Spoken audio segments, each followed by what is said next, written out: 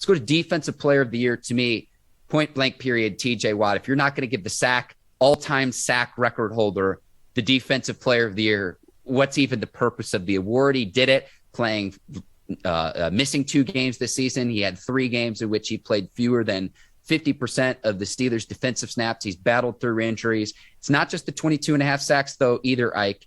21 tackles for a loss, 39 quarterback hits. It's not just the sack production. He's been absolutely devastating off the edge for opposing offenses this season. Good luck trying to block him.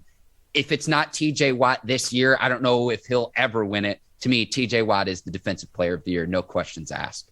Yeah, so them 3 categories you just named, he was 1, 1, and 1. So this should be a unanimous vote, and his name should be TJ Watt. They should go ahead and hand the man his. There is no need to go to no award ceremony. I don't care which.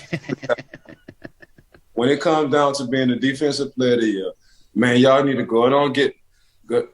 Ask him for his address, send it to him, and tell everybody else maybe try next year. Because by far, he has done more in less amount of games. He has caused more disruption.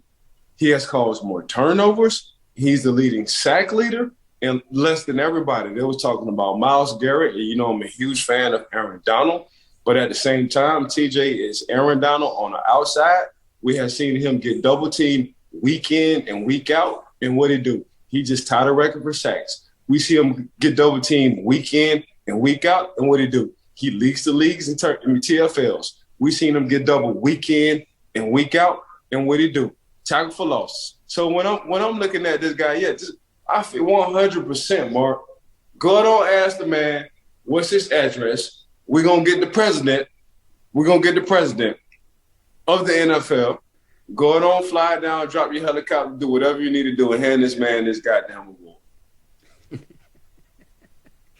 I would even argue that the $112 million contract extension he signed on the eve of the season, $80 million of it guaranteed, I would argue that he's underpaid. And I know he just said, let's sign that contract and so I can get back to playing ball.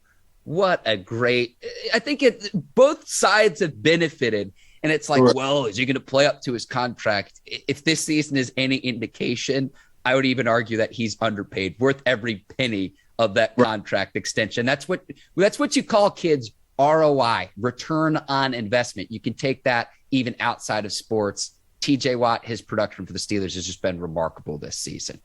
Agreed.